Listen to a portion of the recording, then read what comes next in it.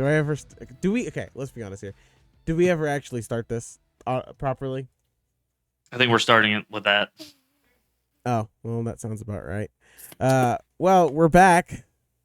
It's been what, June, July, August, and then we're into September now, so about 4 months. I went away to Kenya for a missions trip. I'll insert some pictures as we kind of talk here in a couple seconds. So went away there and then came back. Had a bunch of stuff going on with the entire summer, and then went on another trip to Alabama for a leadership conference. I don't have any pictures on that one. Sorry, but I did it. I promise. So Anyways, the inconsistencies in episodes are your fault. no, no, not all my fault. Because then Sean had a bunch of stuff that he was doing over the summer. So I don't always blame me, but I mean that's No, fine. I don't think I did, I but okay, we'll no, definitely go with that. I was That's fine. pretty open. Sean was kind of delayed. That's all right. It happens. So we're back though. This is episode 3 of Think Music. I forgot what we're called at this point. It's been long enough. Episode 3 of Think Music. Um, where did we leave off last time? The first one was like "Welcome to Think Music." Second Oh no, episode was being a good teammate, bandmate. yeah, that's what it was. Okay, and Yeah, then today, as selected by Sean, we had to change a couple things because we were like, oh, we don't want to do this today. It just yeah. what I we mean, had in mind was a boring topic, so we're like, and we covered it a lot in the last episode. So if you don't know what we're talking about, go back to the other episode and watch it. As I'm pretty sure you've already watched it a bunch. But anyways, we're talking about when the gig goes off the rails. So when it just it does not go the way it was supposed to go. which is more often than not. I just want to point out my lighting isn't the greatest because uh, I haven't got a sponsor yet to buy me new shit like everyone else gets. So once we get there, but I do have the go-to monster for today's episode. Today's episode is all like artificial lighting. It is currently 8 p.m. here, so there's no lighting outside. So I have the house light here. Mhm. Sean has lights because apparently it's raining over there.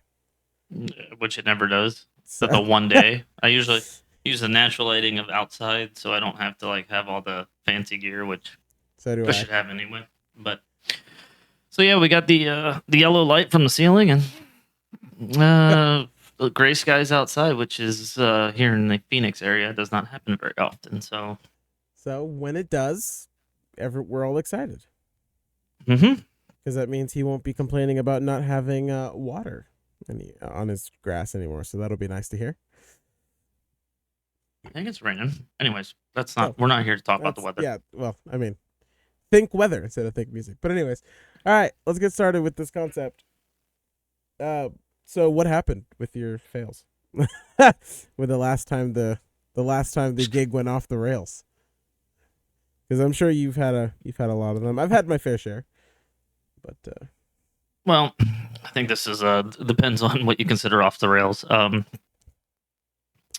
Yes, I've had a little bit of everything happen. But before we get into all that, um, share stories and lessons learned from gigs that don't go as planned, technical issues, miscommunication, awkward moments, and how to bounce back with grace, humor, and professionalism. Generally, humor. Generally, humor. That's how I this get is through the fair. bad. Um, so what happened? Let's see. There's so many. Oh, okay. Here's a good one. I was playing at a bar doing a 4 hour gig. I want to say in the first song, so sound check was cool, everything was fine, but in the first song, the mixer shut off. But we provide our own sound, so Yeah. it's our equipment. It wasn't mine though; it was somebody else's. And I didn't realize that it had shut off. What I thought had happened was I thought I'd lost my in-ear mix, and I was like, "Keep going." And then the bass player, singer, keyboardist, all in one was like, "No, dude." And I'm like, "No, it's fine. Keep going." Like, and then I look over at the mixer, and all the lights are off because it was kind of sitting right next to me. So we made it like 2 minutes into this gig, and we already got that problem. But here's what made it worse. For some reason, it was a PreSonus Studio Live board, for PreSonus. And for whatever reason, like there's apparently a setting that wasn't enabled. I don't even know why the setting exists to like not save your settings when it shuts off. Huh. Like, why would you? Why would you Why would not not enable that? or why wouldn't it be enabled by default? Like, Yeah. if you've ever worked with a PreSonus board, like they're not the easiest boards to work with, in my opinion. They're very like useful, and you can do a lot with them once you get to know them. But if you're just like not the audio nerd, or you haven't spent a whole lot of time with it, that's like something that should be default on, which maybe it is, and it just wasn't in that case. So that thing shut off. Yeah. So when it came back on, we had to redo all of the mixing from what we had done before on the sound check. So we had to remix everything and then start going again. But I tell you, we did it pretty quick. Like it's ran off an iPad. You can run it off an iPad. And one of the guys, I don't remember if it was the guitarist or the bass player, singer, keyboardist, um, Bass who, player, singer, keyboard. well, yeah, the jack of all trades. One of them grabbed the iPad and like went out there and just basically played the next song and dialed it all in real fast, and it all worked out okay. Wow. But after that, I'm like, well, we're gonna use my mixer from now on.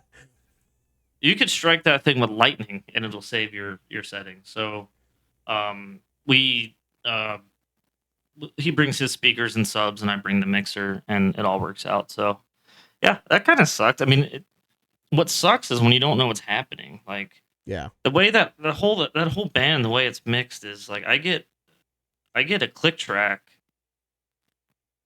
that only comes to me. Well, it comes to anybody with the in-ears. Obviously, it's not on a floor monitor, but so me and the bass player get it, and then I get a keyboard track, and then I get like all this other stuff I want to put in my ears, and I guess with the amplifiers on stage or whatever, like it just sounded to me like I just lost a click track, or the keyboard track just stopped coming. So I was like, I can make this work. But in actuality, what everybody was watching was the drummer playing to absolutely nothing but himself. So That's pretty good. Yeah. Let's see. So I have a couple, but I have one that just happened that stands out a lot more. Thanks. I have one that stands out a lot more, which actually happened this past week. So, so a lot of churches broadcast their service, right? That's just a given for any church. They broadcast their services, and so we have Yeah, I our think broadcast room. doesn't Joel Osteen just have his own channel at this point? His own TV channel, probably. Anyways. Him and what's his name? What's the other guy? Oh, the other guy, yeah. That's. Anyways, I want to come back to this, but go on. So anyway, so we have the broadcast room, and before in the broadcast room, I sat there and like we redid all the cables. So I redid all the coaxial cables, which are SDIs in the video world. So redid all of that, put the new connectors on, plugged them in, and everything worked good. Tested our live stream service, and it worked fine. Sunday morning comes along. Our first service, we don't record or we don't stream, so it was fine. Towards the end of first service, our encoder hits, and I get an email from the encoder company going, "Hey, there's no video happening on your encoder." And I'm like, "There's no what?" And so I quickly log into the software, and I'm looking, and it's just these testing bars that are just across the screen. And I'm just like, what? I'm like, what is happening? What is happening here? And so, mind you, this is the end of first service, and we're about to roll into second. We have maybe 20 minutes before second service, In reality, we have 15 because 5 minutes the countdown starts. You're supposed to be in your positions. So we have 15 minutes to start. I run up to that broadcast booth and just start unplugging cables, plugging a new cable in, trying a new cable, and this encoder is just not working. Like, I am not getting anything to this encoder. Mind you, we have 3 minutes left on the countdown. And I'm still up there trying to figure out this whole thing. Service starts, and a 3-man position ends up being 2 downstairs because I'm upstairs. And so I'm like, I need to get this working because I at least need to get it working before the message comes out. So I'm sitting there panicking, trying to get this done. Come to find out, the reason why it didn't work is because at some point we had started sending the encoder 1080p I 59.96 frames. I think it's 96 or 99, whatever. And the encoder was expecting 1080p 29.99 frames.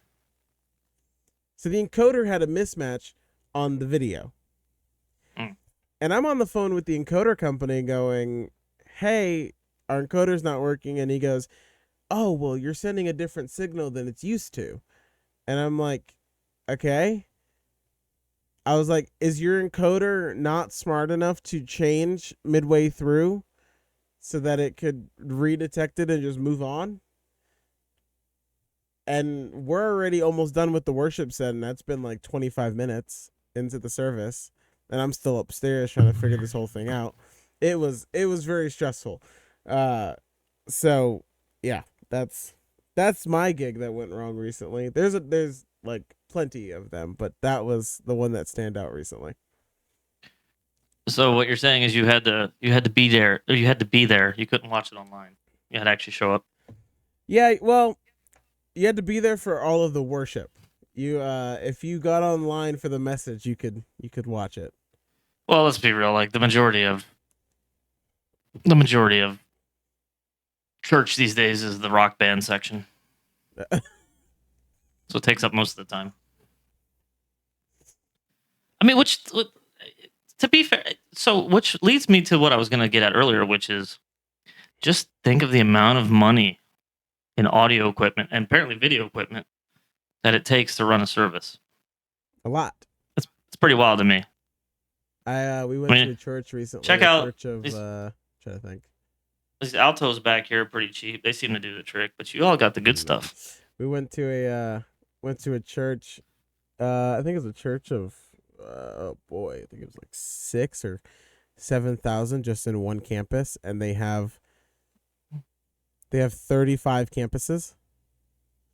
Um, and so he was talking, and they're super open about their finances. I mean, super open about their finances. And he goes, yeah, when we were first building this building, we were trying to figure out the price for it or how much we were going to put in here. And then, they had given the small quote for the beginning, and then they go, yeah, and then when we upgraded, we had a $17 million budget. And I'm like, you had a what? So when you Man, walk into the building, there's line arrays going up the front, up the other side of the front. There's line arrays going across the front side of the stage. There's speakers going across the bottom floor of the stage for front fills. You have subs in the stage. You have subs flown above the stage. You have subs on the side of the stage. And I'm just like, wow. that's what happens when you lock the doors. Oh my god. Anyways, That was an insane moment. yeah, lock the doors and pass that pot around until we get to our 17 mil.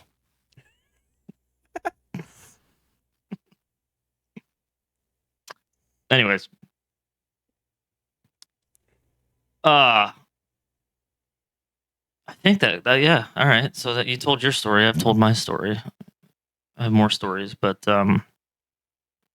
what did we learn? Uh hmm. that my encoder company needs to work on. No, I'm just kidding. Uh, no, I mean, I don't know. What do you think? I'll let you go first. So the thing about musicians, right? Like most seasoned musicians know things go wrong live. That's when they go wrong. They rarely go wrong at rehearsal or when you're practicing at home because that would be too convenient. But I was just playing a gig this last weekend or Friday, and it was my acoustic band, and not too far into it, one of the guitarists broke a string on an acoustic, broke a string. Oh, But he had a backup guitar, so the only thing that happened was so I have my iPad right there because I keep that I mix that sound, um, and I could watch the audio level that I was watching everything. Normally, I usually hit right above the way mine sits, like right before yellow. Like I like the greens to top out, like right before yellow, and then anything above yellow, I'll just whatever. Like I'll use limiters and stuff. But his new guitar was like hitting halfway where the other one was, so I knew immediately like nobody's hearing this guy's guitar. So we quickly adjusted it, but it always happens live. yeah, So experienced guys know to prepare themselves, and that's how you avoid catastrophe in these live environments when things fail or things don't go right or it's something that's keeping the show from going or starting on time or whatever it might be. And the best thing you can do is prepare for those things. What is going to stop a gig? And for yeah, that, it's different for everyone, right? So, I mean, a drummer, the kick pedal breaks. That's a problem. yep. Unless you want to literally kick the drum, which I don't think that's a good idea.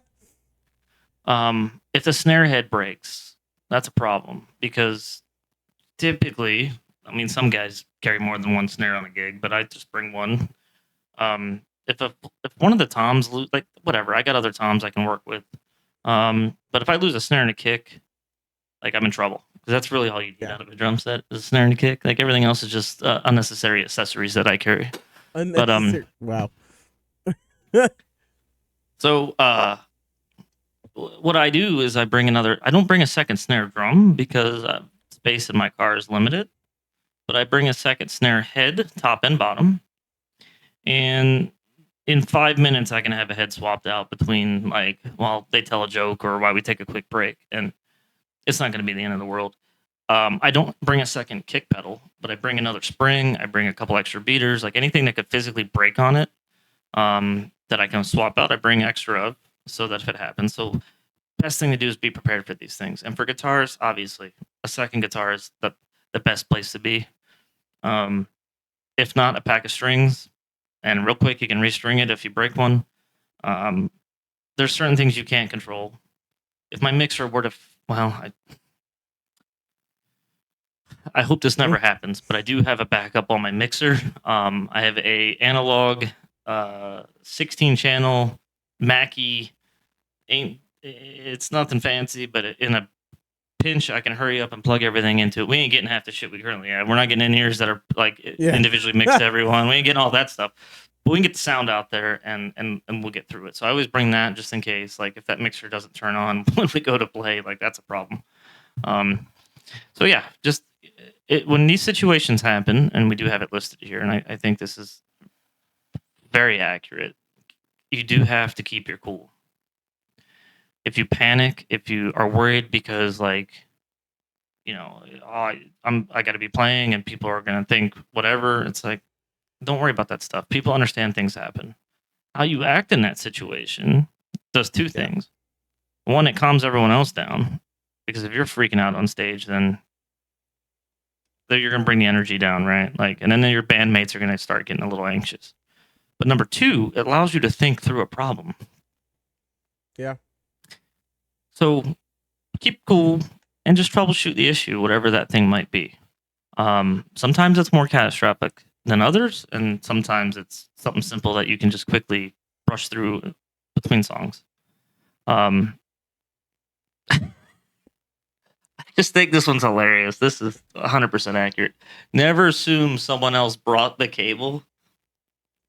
Yeah. Yeah. Yeah, I've had this happen to me. yeah. I mean, that just happened to me. Was it last week or the week before? Last week. Keyboard player comes in and he sets up his keyboard on the stand and everything, and then just sits down, and I'm like, well, what are you doing? And he's like, well, I can't plug in. I'm like, why? I don't have a cable. What? Yeah, I have my keyboard, I have the stand, but I don't have a cable. I'm like, it's a basic 1/4 inch. It's an instrument cable. Go get it $10 at like Amazon or Guitar Center. Like, it's not expensive. Go get an instrument cable. Bring it with you when you go places. That's just simple. Like, if I have an instrument, the necessary things to bring with my instrument is not a like requested thing. It's a necessity. If you have keys, you need a 1/4 inch. If you have a drum, you need your drumsticks. You can't set up your drum and then go, I can't play drums. Why? I don't have drumsticks. Really? Like, it's kind of the Well, necessity. it goes back to what I was saying in the last episode, where you've got to like double check everything you have works with everything else you're bringing. Um, Cable is a great example of that. Bring an extra of any cable you have.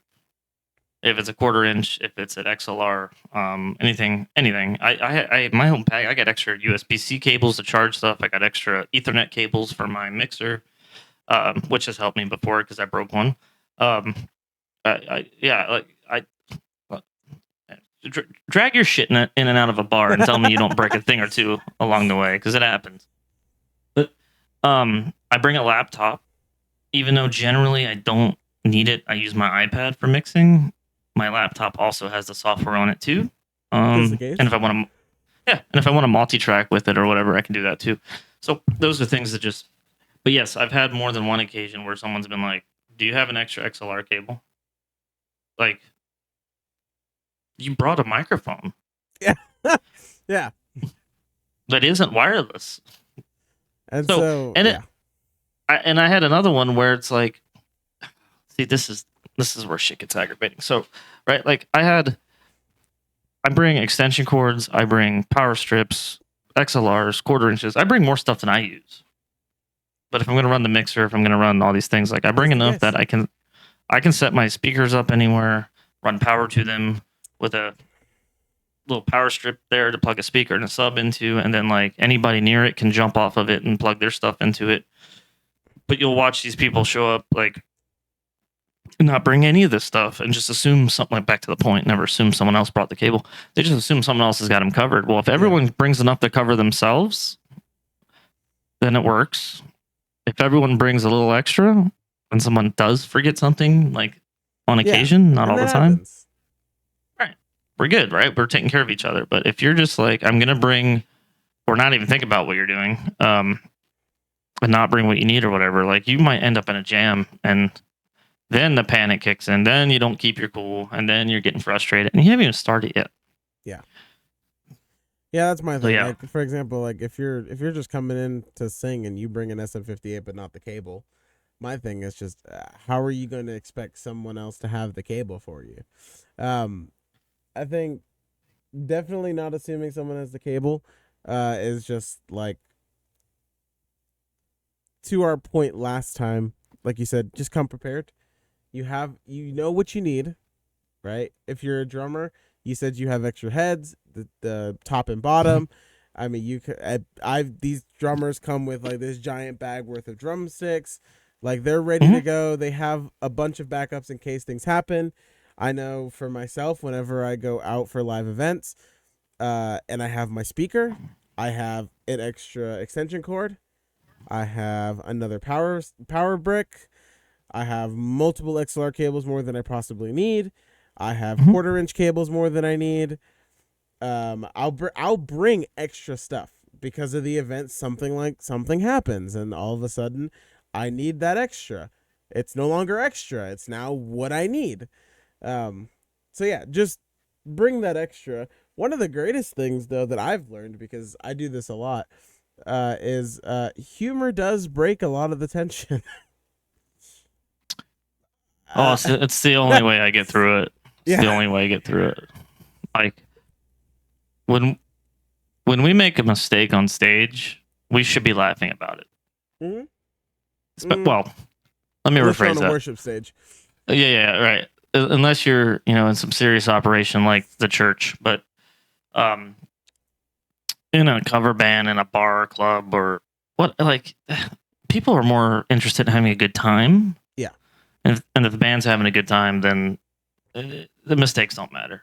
Hell, you can screw up most of the songs, and people are just going to be, if you're having a good time and laughing, like. So a lot of the times, like in my 3-piece acoustic band, like we make fun of each other for screwing up, um, in between songs, and just like, and then we just joke like we have a terrible work ethic and we never practice, and people love us, right? Because we show up, we have a good time, we just Yeah. make everyone laugh and have fun.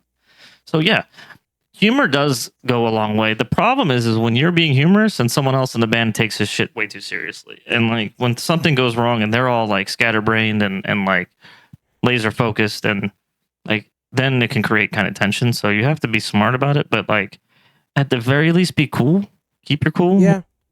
and you won't raise the other person's like anxiety level even higher than they are. Because some people don't think the way I do, right? Some people don't look at things and be like, it happens, and laugh about it. Some people take it very seriously, and if you're over there laughing, like they might, Yeah. you get my point, right? Like so, And in the same way that you're saying, like, I mean, this isn't necessary on your behalf, but for mine, because we're constantly having rotating groups, rotating people coming in. Like, mhm, if you're gonna be humorous about the situation, know your group, because you could very well be humorous about something that might actually offend somebody else, but you're just trying to be humorous about the situation. I'll give you right, an example. Um, well, I guess I'll give you a hypothetical because I don't really have too much of an example, but a hypothetical would be, let's say someone's singing and they just, I mean, singers happen to have sometimes the ugliest face when they're singing. It happens. It's the way the vocal cords work. It's the way your mouth needs to project the audio, and so your face is kind of uncomfortable in that certain feeling. Whatever it is, it happens. Singers just don't have a naturally good face, and if you do, you're probably not singing right. That's fine. The point is, uh, if somebody has that and you make a joke because maybe they hit the wrong note or whatever the case is, and you make a joke and all of a sudden it's just like, oh, maybe you should smile more, you might hit the note, and they're not okay with that, now you just offended the person. Like, if you're already cool with that person and you say, oh, you should smile more so you can hit the note, that's a different feeling because you're already cool with that guy, you had the rapport. But if you say that to somebody you don't know, it'll really derail the whole operation. So humor is very selective. I oh have used yeah, humor a lot when things go wrong. Like, I have my audio guy next to me, and if all of a sudden and this usually isn't during a service, usually during practice, but if it's usually during a service and all of a sudden we just get like a huge feedback tunnel, I'll just kind of hide and point at him and blame him for the feedback tunnel. It was a problem. I made it funny. We both know each other. It's okay. We yeah, figure out what was feedbacking. We fixed it, and it doesn't happen during service. But things like that just give the opportunity not only uh, to get through it, but then you also get to know somebody a little bit more and know what's funny to them and what's not funny to them. So it's kind of just, I mean, in the same way comedians always say, when you come in, you tell a joke to crack the air and figure out your audience. Once you figure out your audience, the rest of the joke should flow smoothly. So, point, yeah. Be lighthearted about things because I mean it's not the end of the world, yeah. and it's gonna happen again. Like Yep. that's the thing about all these things, like mistakes and stuff failing and everything. Like it's gonna happen again. So don't lose your Always. mind over it. Just be prepared for it. Um, Communication is everything, even mid-show. Here's the funny thing. I've, I've been through this so many times. We'll do a practice or rehearsal before a gig, or if I'm filling in with a band or something that needs my help. They'll go through a song and they'll be like, "Oh yeah, at this point of the song, I'll look at you and I'll cue you." What? Do you think I'm going to remember that tomorrow? Do you think I'm going to remember that next week? Do you think like what if I'm not watching? Like what if I forget? Like what if you forget? Like no, that doesn't work. Like let's communicate the fact that we have a song that might have a challenging transition or a part in it or something, and we should probably practice that more so that it comes natural, or work out something that is doesn't require us to visually communicate with each other. I filled in with a band not too long ago, and the singer struggled on a particular song with the transition from the chorus to the verse. And all I had to really do was like modify my drum fill a little bit to signal that it was coming. So he did that in practice a couple times, and then all right, and then I did it live, and I remembered it, thank God, and it all worked out. But if you're if we're gonna talk about this on stage, it's probably not gonna happen. The other thing that's funny If you about look that, at me, I'll tell you when to get in. yeah, I'm not gonna remember that. So work out something better than that. Whatever works for you, but work it out better than that. Yeah. Let me tell you one of the best things that I use, which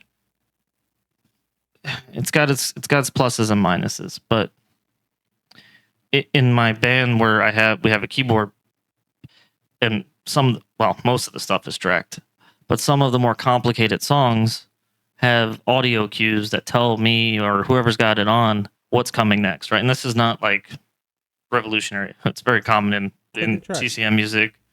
Yeah, but a lot of bands don't use it in the cover world because either they don't need it or they don't have that option readily available. But like it's simple too. Like in your click track, you don't have to get all that the fancy Siri woman that does it on all of your CCM music. 2, 3, 4. That costs money. That's not cheap. But what you can do is record your own vocals onto that track, and you could say, chorus 4, 3, 2, 1 or whatever solo. Or if you have a weird like timing transition and the band struggles with it, like you can do that so that it helps you through those things until either it's muscle memory or you don't need it anymore. So we do that for some of the songs that are odd that we may not play very often or we just forget. It is kind of cheating. The flip side of that is keeping click tracks keeps the band in that box, and you can't get out of the box. So you have to keep the timing right. You have to, the solos or whatever have to be on time. It creates its own thing. But anyways, communication is everything, even mid-show. Yeah, if the band needs to talk, they need to talk. If something's going on in between songs, make it quick. Generally, like the best way to handle that is have whoever is in the limelight, like tell a joke or thank everyone or the venue or whatever while somebody works out the problem. The problem I see, and I've been in more than once, is there's an issue I got to go fix real fast, and the whole band just stands there and nobody's doing anything. If you I'm like, tell that joke, keep strumming, sing something else. Yeah. So if you're the person with the microphone and you're not playing any instruments, you're the singer or whatever, like that's your time to do something that introduce the band, make a joke about how like our stuff's broken because we don't make enough money, and if you put some money in the tip jar, like, or that's the other joke when like somebody screws up. I'm like, if you put some money in this tip jar, we'll get this guy some guitar lessons, and maybe he won't screw up like that again. Right? Like it's just lighthearted fun. But yeah, if you need to communicate, you need to communicate. One thing I hate is when somebody is trying to yell at me on stage while I'm playing. I've got in-ears in. I'm playing the drums. Whatever you're saying, I have no idea what it is. Yeah. So I've worked out like in one of the bands I was in, like if the guitarist was smiling, we screwed up. Like he would laugh in the middle of the song. Oh, gotcha. I'm like, we did something wrong. But like the head nods or whatever is like, all right, yeah, you got this. Like this is awesome. Keep doing that or whatever. So I prefer visual communication versus vocal because I'm not going to hear you. not until we stop this song. That's even better is when someone comes up and asks for a request in the middle of a song. This blows my mind. I literally like watched somebody walk up my 3-piece band, the guy that plays keyboard, bass, and sings and does everything else he's got going on up there. He's got the whole command center. He's wearing in-ears too, and he's playing. And I've watched people walk right up to him while we're playing and just like try to communicate something, and he's not going to hear. Like, no, he's got to pull an in-ear out or whatever. Like he's just not going to hear it. So I just laugh because I'm like, nobody knows what you're saying to him right now. No. Nobody can hear that. And you're better off writing it on a napkin or waiting in between songs, then come up with your request and we'll see if we can do it. Yeah. And I did like what you said about rehearsing the certain parts, because communication goes a long way in that. For example, there's a couple songs that this goes into my worship part. Um, there's a couple songs that I'll have to sing, and then I'm like, when do I enter the bridge? When do I get into the chorus? Wait, is this the bridge? Like I'm trying to figure out when I need to get in there. So our electric guitarist guy will like literally add in a little something extra just so that Little I can Phil. hear it. Exactly. Just so that I can hear it and go, "Oh, okay." Like he'll either add a fill, or a couple times he's added a quick little dive at the end of it, just so that I can hear. Okay, this is transitioning into the bridge. Right. Um, because if you don't, then I'm still looking for the bridge, and you're gonna go around in the same first measure of the bridge until I get there. I'll get there eventually, but it'll take a while. Um, Yeah. yeah, Well, and I mean, CCM music is like 12-minute songs that have so many of each. Like, I mean, how many? bridge two, Serious? three, four, How turnaround many? 2, 3, 4. Uh, yeah, I've learned some of those songs. I'm just like, no wonder there's a track telling you what's going on, because 11 minutes into it, you have no idea where we're at in the song, and it's just like, those are some long songs. That's a lot, and I I don't talk crap about CCM musicians either, because it's not easy. Like, that is No, not easy music. Um, there's a lot going on there. So, anyways,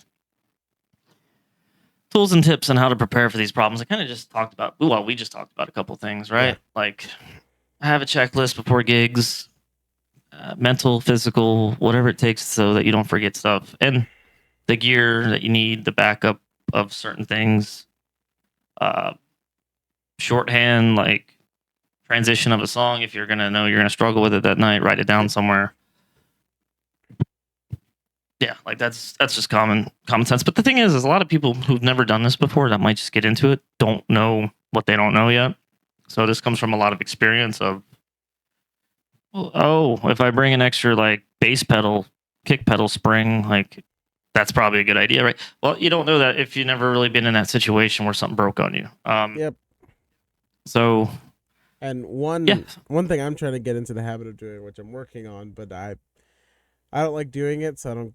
It's hard for me to get into that habit. But as an audio engineer, when you have 5, 6, 7 people singing, each of them have a different mic, and then maybe 4 of them have a lead but in different songs, you have to remember which mic is which, right? mhm.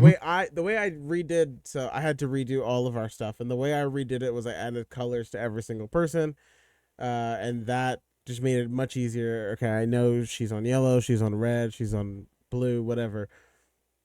Write it down, okay? Because you'll go through the first song and you're like, man, that's awesome. You go through the second song, man, that's awesome.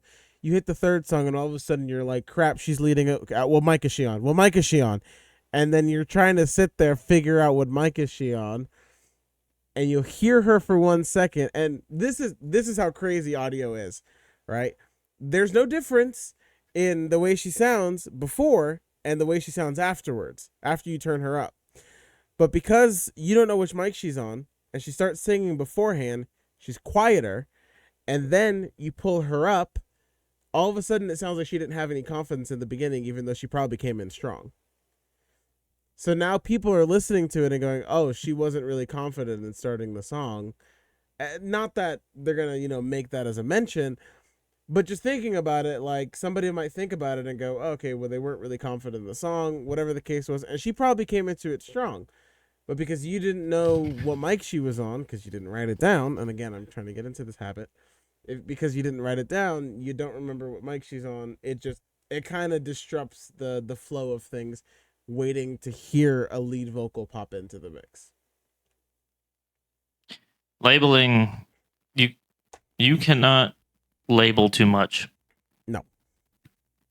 Um, it'll save you in the long run, and there's multiple reasons why I do. Like I label my cables because if I Yep. have they're labeled and they're color coded because if I have one that starts to, I'm not sure if this one's going bad or not. I know which one that is the next time instead of throwing it back in the bag and then having that same problem again next week. Yep. So, and plus, when everybody's cleaning up at the end of the night, hopefully they're not stealing your cables because you've got marked like label. Like I use label Yeah. makers and stuff. I'm super kind of OCD about that. Even my extension cords. Um, but uh, my mixer's the same way.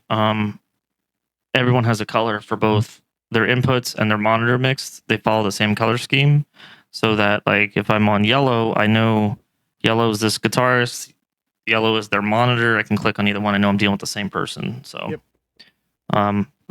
the things you do up in the front will save you a lot of trouble later when you're trying to troubleshoot a problem.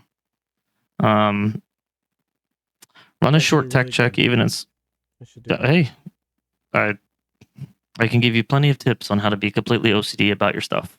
I didn't. Most of our packs are numbered like 1 through 9, and then the mics are different colors. But if I assigned a pack to every single person and say, hey, when you grab the blue mic, you grab the blue pack. When you grab the black mic, you grab the black pack. That way, I'm not going, well, what pack are you on? Oh, well, I know what pack you're on. You're on the blue mic. You're on the blue pack. Yeah, and if they use the same color every time, even in your mixer, you can just leave them as that person. Hopefully, you don't have to readjust too much Yeah, every but single time you go to do it. everyone grabs a different. There's always different people every Sunday, so it doesn't. Well, Every Sunday and it's Wednesday. the amount of money you all spend on audio gear. You can buy everyone their own microphone and their own in-ear pack. Yeah, sure. I know how you guys run up the bill at Sweetwater. Anyways,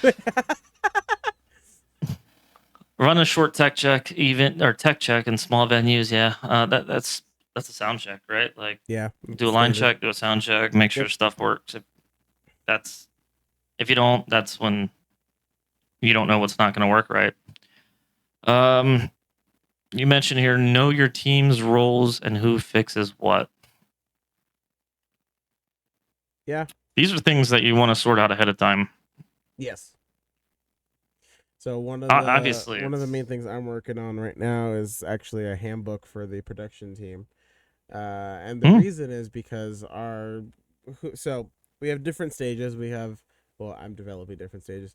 We'll have A1 through A4 in audio production levels, and so if you are A1, which is or excuse me, if you're A4, which is the audio engineer, he mixes the entire Sunday, everything like that, you don't have time to go run and resolve an issue, which means you need someone to be able to do that, which will be sure. anywhere from A1 to A3.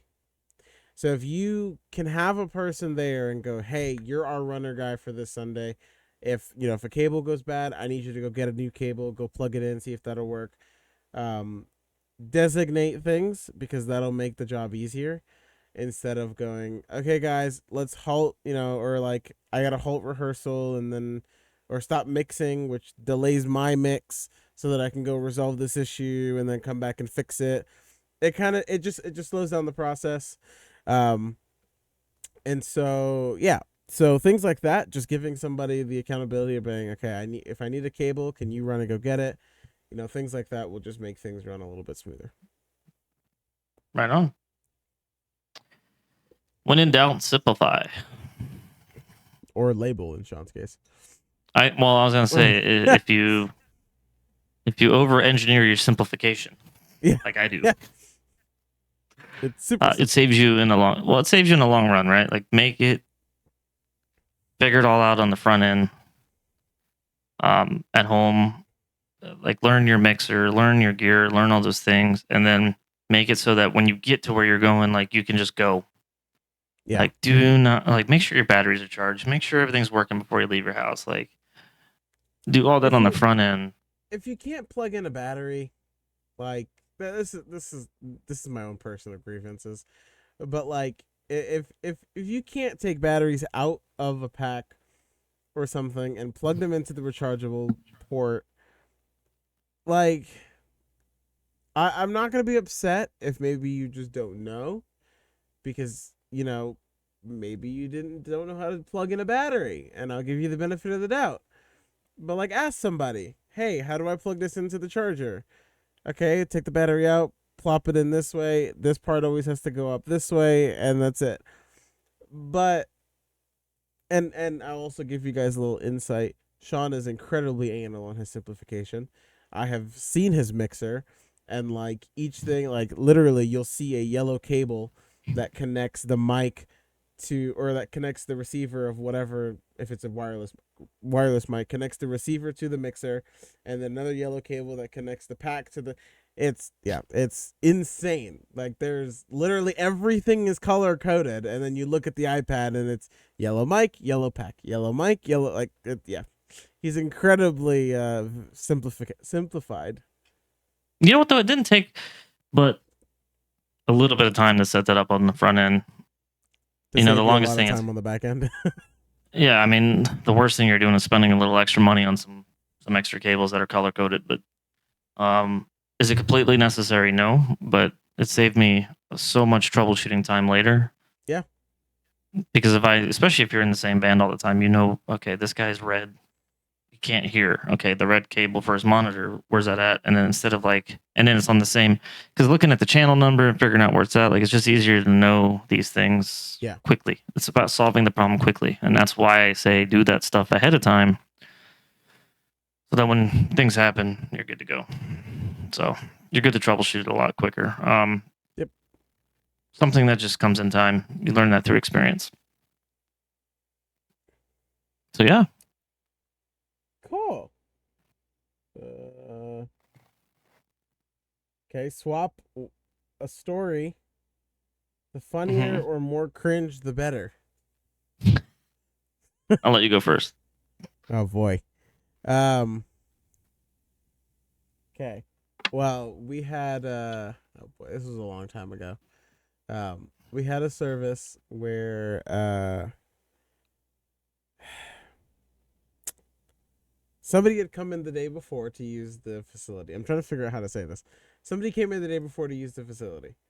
And so we were like, okay, cool. I come in Sunday morning, get everything started, and I'm thinking everything's fine because the people that came in to use the facility should not have moved anything. They didn't say they needed to move anything. So I'm like, all right, cool. Everything looks good. Walk in, it looks clean. I'm like, all right, cool. So I get everything started and I get started in the rehearsal, and all of a sudden keys don't work. And I'm like, crap. And so I walk to keys, but I'm like, okay, this is just something small. So I walk to keys, come to find out keys input's in a different spot. I'm like, okay, cool. Let me just plug it into the right spot, walk back to the board. All right, let's do a line check. Let's get vocals going. Vocals start. Can't hear two of them. Why? Why can't I hear two of them? Apparently on the board, the input was different. I'm like, okay, change the input.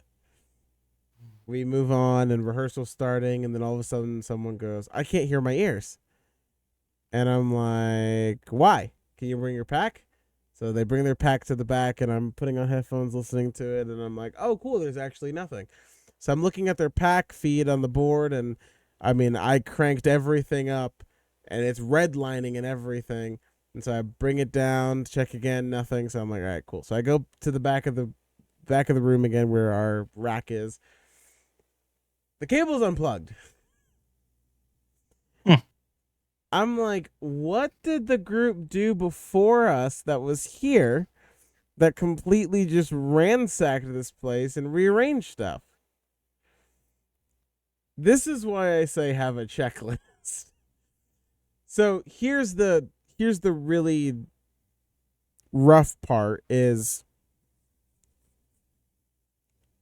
I get there, we do all this stuff, everything's not going the way it is, and my boss is on the stage. So he's up there, part of the worship team, and I'm like, oh, great, cool. He sees that I have to do all this stuff and redo it, and we're already 45 minutes in, and we have like an hour and a half for worship, and we haven't even started. So anyways, at some point, I'm still trying to figure this stuff out, so I just get over the mic and go, hey, you guys can start with whatever you have now. I'm going to work on this stuff. Just get whatever you can get done rehearsal wise. So they get everything done, and I get everything fixed. Service rolls around, first, second service runs through. The head pastor comes to the back and goes, "Hey, I just want to let you know you did an awesome job on the service today." And I'm sitting up there going, "I'm glad you weren't here for practice." I'm like, that was that was probably the worst practice ever, and I still somehow got it. Yeah, it was rough. It was rough to say the least. Well, um, funnier or more cringe? I have both. I'm gonna go with funnier. I was gonna say Funnier is funny. your 3-piece freaking band that never practices has got to have a lot of different stories. Oh, I can't remember half of them thanks to alcohol. Um, oh, yeah, that's a rabbit hole. I can't remember all of them, but um, I had this one with my other band. The I had a keyboardist, bass player, singer, guitarist, myself as a 3-piece. Um, we had like a bike week gig at a bar. Um, and they had like an out. The whole thing was outside, and we played there before, generally inside. But they built the stage outside in this lot, and all the bikers were there, and they all had their like slow drags and pushing the barrels with their motorcycle and tons of drinking. And they had all like these like vendors there, selling all kinds of stuff. It was pretty cool, right? And I get there and I see the stage. I'm like, oh, I finally made it. Like, got a big stage here. Got my drum riser up there. Perfect weather to start with, and I'll get to that in a minute. So we were booked for 4 hours, and we had a lot of biker music. I think we started with like biker music, but we get up there and we start like, I don't know, we maybe played 3 songs, and then the DJ or MC for this whole event, who had also been drinking and really loved to hear himself on a microphone, basically like kept wanting to do other things, and like he'd promoting this or contest that took forever to get through. So I want to say maybe we played half a set, and this goes on for way too long. So I'm like, okay, so I'm off stage at this point. I'm just like hanging out, and then the bass player, singer, keyboardist brother, who's also a drummer, shows up, and now they want to play some Rush. So now that the band can go back on, I'm still sitting off to the side watching my band with a different drummer. I mean, to be fair, everybody loves Rush. When you break out Tom Sawyer or any of those songs, like everybody loves it. So people were very happy with it. But then he comes off, and then we're back on another break because the guy with the microphone, who's had more to drink, is coming back. Is back over. Yeah, I don't know what he's doing. He's got the whole thing going on. He's giving away the farm and different contests and shit. So hours go by, and at this point, it's getting dark, and he finally relinquishes power back to us to play music again. And as soon as we start getting going, remember, this is an outdoor gig. Out of nowhere comes this wind thunderstorm with high winds out of nowhere. And I'm watching a tent fly by the stage.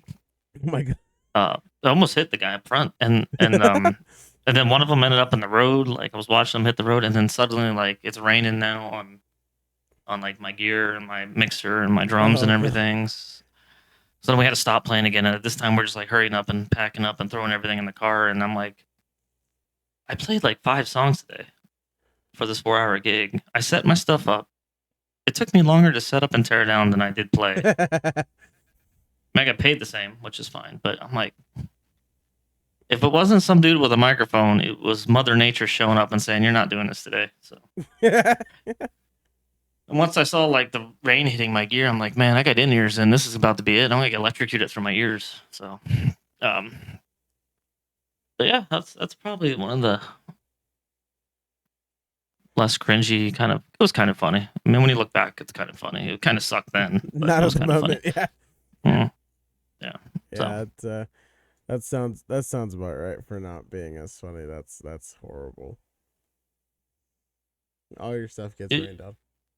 Yeah, oh, yeah, oh, and it was well, and it's Arizona, right? So when the wind kicks up and the rain kicks up, here comes the dust right Dust behind it. storm. So all my stuff was covered in dirt. I had to clean it all up. Not the end of the world. And like I said, you got to have a little humor in these Yeah. things, right? Like otherwise you're gonna get all mad and frustrated. Like it all worked out fine. I still got my check. So So I'll share one more story just because I thought of it and I'm like, oh, this would be a good one. Especially about knowing your equipment and things going bad, real fast. Um, so we're out at a venue and we're actually playing for a baseball game. oh, This was a couple years back. We're playing for a baseball game, and so I get asked to bring all the sound equipment. So I bring the giant Bose system that we have. I bring an SQ5, uh, which if you don't know what it is, I'll put it up here. But an SQ5, and then have, I mean, multitudes of cables. So plenty of stuff with me. Uh, Mind you, I don't know how to use the SQ5. I don't know how to use the SQ5. So I'm getting to the venue, not knowing how to use this digital board because I've never had to use it for live mixing. I've only ever used it for digital mixing for live audio for audio online. Um and the one that I'm used to using is this little tiny like 8-channel Zoom board, but I didn't have that one with me. I didn't bring it with me because I had asked. I said, "Do we need this as a backup?" No, no, no. You should be fine. It's just a plug and play for the Q5. And I'm like, okay. So I get to the venue and we start plugging in everything, and I'm like, okay, this is gonna go okay. So I'm start plugging in everything, and the guitar starts strumming, and nothing's going through. I'm getting signal on the board, but it's not leaving the board, and everything's plugged in. I have the mains left and right, or actually only left mono because I didn't need it right. So I had the mains left going out into the sub, um, and it's just not working.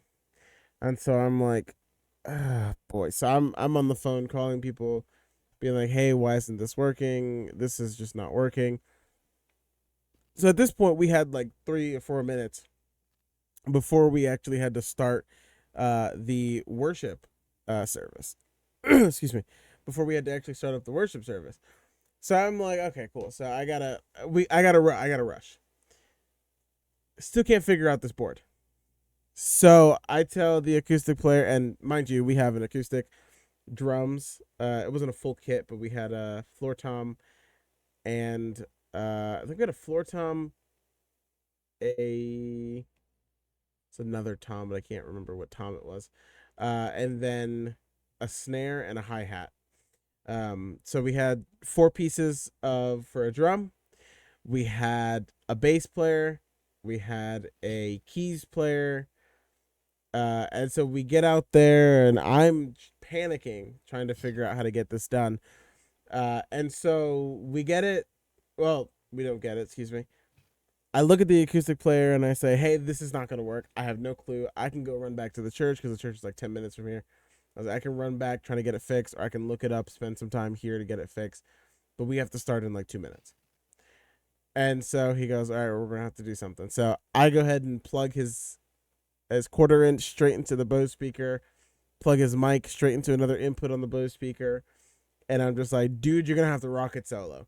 You got like 7 other people here and like 3 other vocalists, but you're gonna have to rock it solo." So he starts playing all of a sudden, and I'm like, okay, cool. And the keyboard player is sitting on the side just messing with his keys since he can't do anything. And I managed to get the board working. And all of a sudden, Keys blares out of the speaker, and I wasn't expecting it to work. So Keys blares out of the speaker and causes this massive feedback into the mic that the pastor is talking on. And so I'm panicking, having to bring down the volume of the mixer. Oh my, this is just a wreck fest. So we get everything done. Everyone gets plugged in. We start the set. We get 5, 6 songs in, and we're done for the evening. The pastor looks at me and goes, "Dude, I don't know how you did it, but thank you for getting it fixed." And I'm just standing there going, "I have no clue either." So we pack up, we get to the church. I get nobody, no one comes with me to go put everything back, and so I'm just like, Naturally. so I have 4 pieces of a drum set, including the accessories. I have a mixer. I have a keyboard. I have a bass guitar I got to put back. I have an electric guitar I got to put back. Like I just have all these things on the back of a bed of a truck that I need to put away. And then it starts raining. Oh yeah. And I'm outside trying to rush through this to get it out of the bed of the truck so that it doesn't get wet and messed up, especially since half of it's not even the actual church's stuff, which means we're liable for it if it breaks. So I'm getting it off the truck as quickly as possible to then put it on the side and then take it inside. This is where it gets crazier. Well, I get to the church. I start walking inside, taking stuff in. They're having a prayer service. So I'm trying to take all this stuff and quietly just whisper my way through the back to get to the back door to drop it in the back. I'll fix it tomorrow, whatever. I'll fix it. I just need to get it in the building because it was raining and everything is just not going right. So I'm going super quietly to try to do this as quietly as possible. And then one of the members of the church come up to me and go, "Hey, you're disturbing us. You need to stop doing this. You need to go." So I'm just like, ah. So I shove all the stuff in the building and I'm like, all right, cool. This is going to work. The craziest part is, come to find out, the SQ5 wasn't set up for mixing live. The way it was set up for mixing online, so you get feed in that was digital feed, and then you send it back out. It wasn't set up for analog or XLR. yeah. Input matrix. Yeah. Exactly. So I'm like, anyways, before you go out to a gig, know your stuff. Know what you're bringing with you. If you don't know what you're bringing with you, have a backup. So that in the first 3 minutes of you trying to figure out why this isn't working, just plug in your backup and roll with it. That's the only tip I can give there. Know your gear. Pretty much, because if it's difficult, and we went back. So I didn't expect to actually go back because I was like, dude, I really messed up last time. There's no way I'm going back to this venue. I was like, this was horrible. And the next year after that, they were like, "Oh, can you guys come back and host worship again?" And I was just like, after what happened last year, really? So this time, I literally grabbed everything and then grabbed the backup and then grabbed the backup for the backup and was like, this is not gonna happen again this year. Which proves my point. Like, you learn through experience. Yeah. That's when you learn what you didn't realize you needed. Oh boy. Well, I think that pretty much covers this. Huh? I think so. So, I think we always say at the end, if you have any stories, anything you want to talk about, let us know. Put it in the comments. Email it to us if you get on our website, whatever. Just thinkmusicpodcast.com. Just send us something, whatever stories you have, so we can talk about it next time. Cool. All right. Well, in Think Music fashion, we always have to say the closing. Sean. We always have to say the closing in Think Music fashion. So go ahead and get us started because this is your first line.